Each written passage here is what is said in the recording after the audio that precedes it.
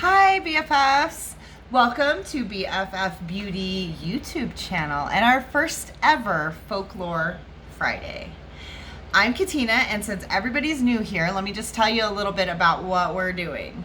So BFF Beauty is all about supporting our beautiful friends in their journeys in life through everything that they do. So part of my journey in life is I'm a paranormal investigator for about 6 years now in one of our local paranormal groups.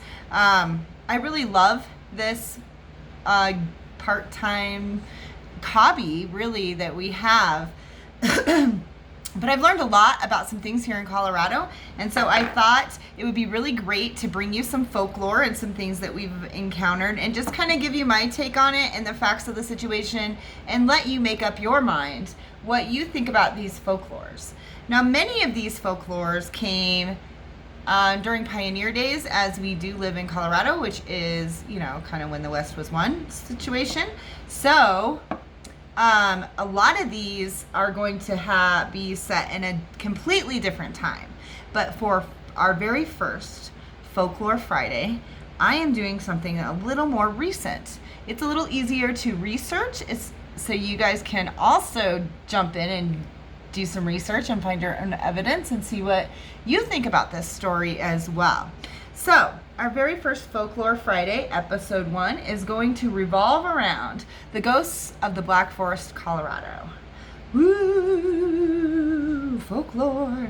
So, the Black Forest, I mean, the name itself, we think of the Black Forest, it has to be dark and sinister, right? That has to be what it is. Well, most forests in Colorado are not dark and sinister.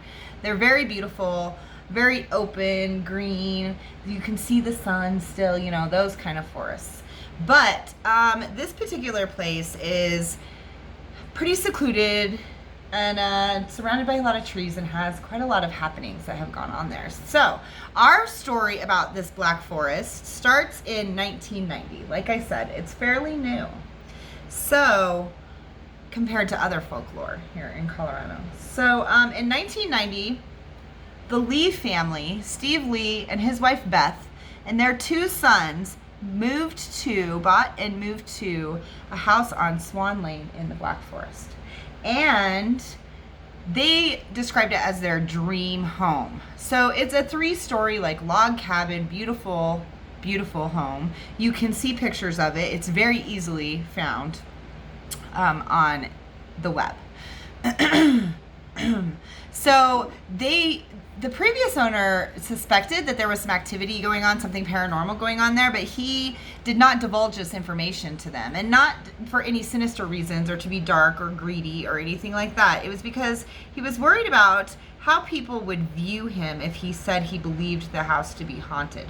So he didn't say anything until much later when they, you know, had their own activities. But upon moving into the house, almost right away, the Lee family started having activities, just crazy things like lights turning on and off, and appliances like not behaving when they should, you know, be working just fine, stuff like that.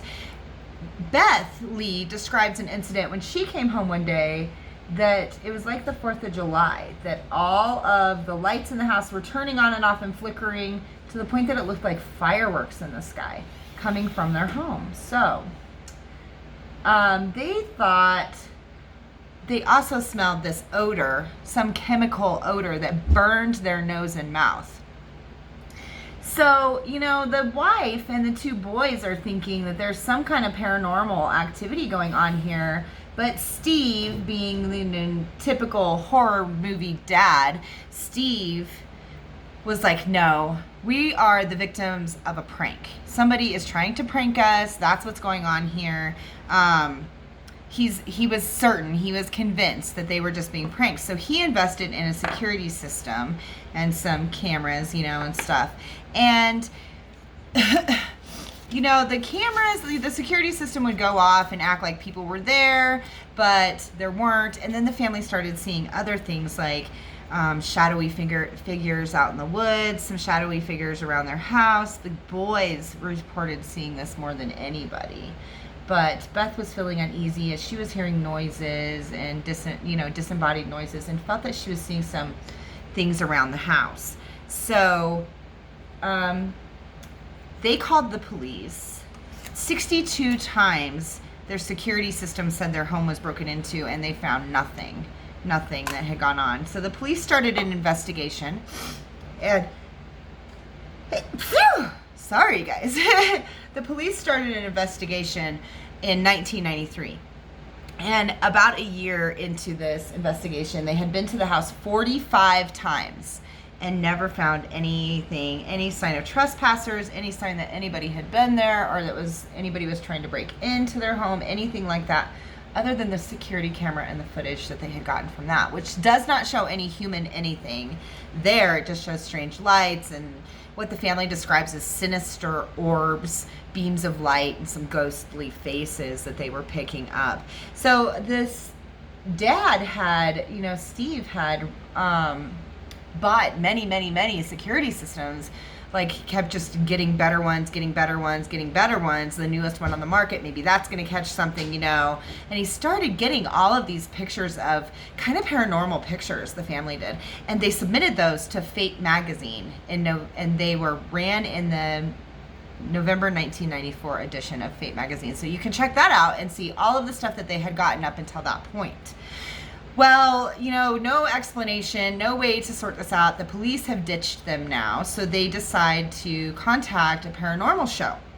And this is 1994, 95-ish, I believe, the Paranormal Show Sightings, which was on the OG network. And they, had just started all this paranormal stuff back in the day.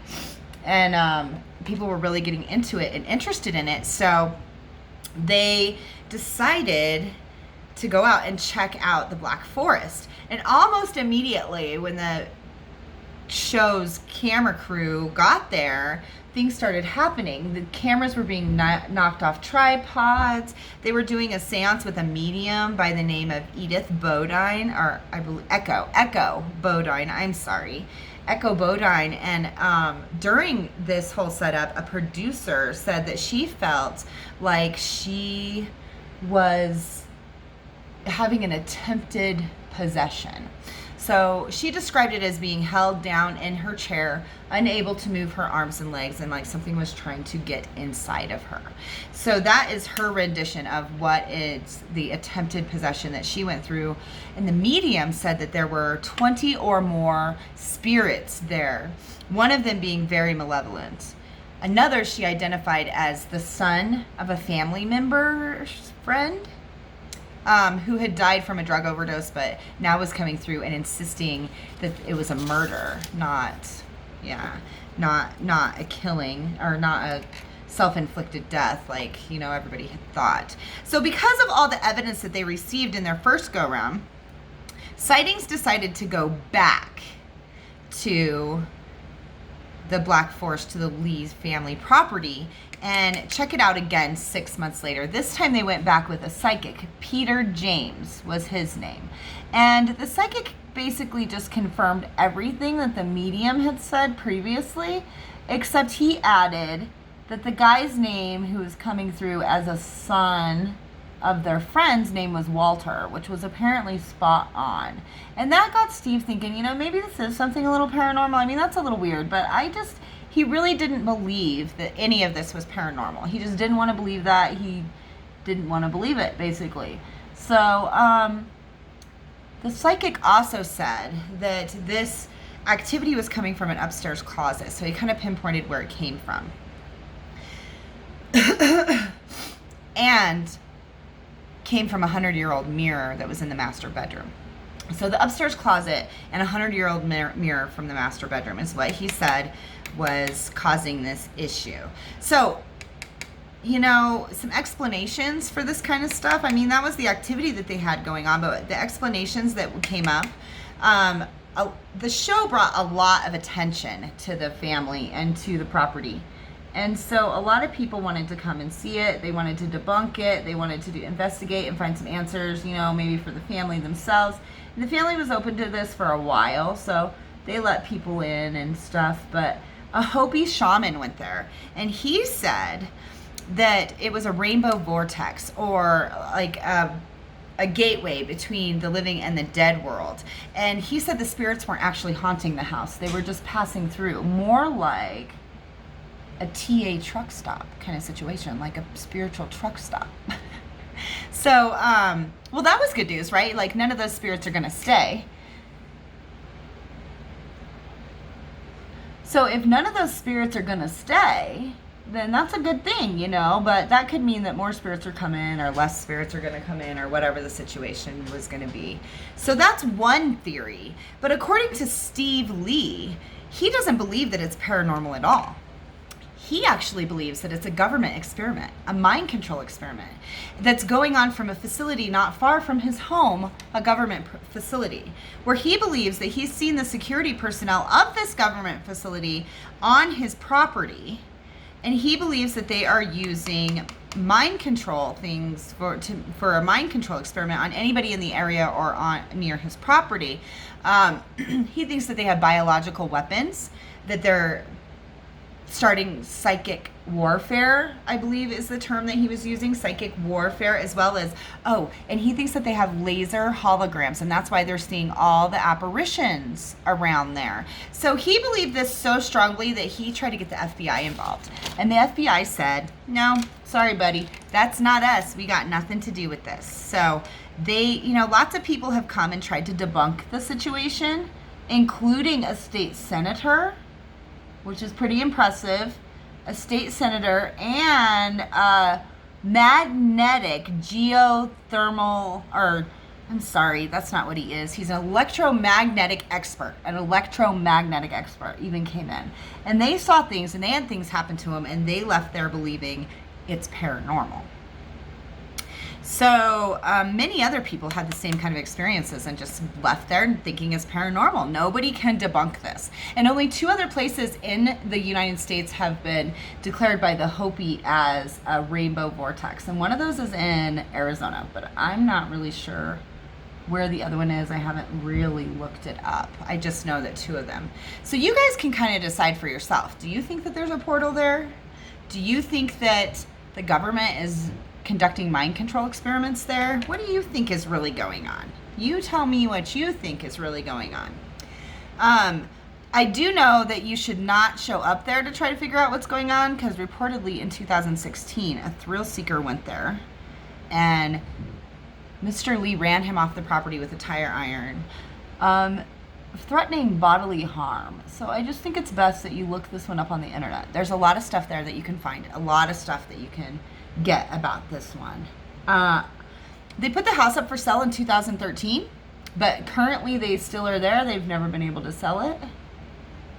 So they are still there, but do not try to go visit him. I just think this man, he's armed to the kilt, first of all, and he has security up the wazoo all over his property. So don't go there and try to, see what's going on. Actually, just research it online. It's an amazing story. I find it really, really creepy. So if you find it as creepy as I find it, do some research. Come up with some theories on your own. You can find pictures of it on Hauntings of Colorado. You can also find pictures of it in the magazine. There have been hundreds of pictures taken since. The family still reports activity, doors opening and closing, appliances turning on and off, objects disappearing, alarms going off like with no explanation, disembodied voices, red, yellow, white apparitions, an old lady they see there, a man with 1800 clothes on they've seen there, and taken pictures of all this stuff, and hundreds of faces photographed in that mirror. So you can check out all of this online. But thanks for joining me today. I hope you enjoyed today's amazing story, our folklore story. That's all I have for you. I hope you'll join me again next week. If you like what you see, I'll post everything in the description that I put on my face today. Join us again next Friday. Like, comment, share, let your friends know we're here. Have a wonderful day. We'll see you soon.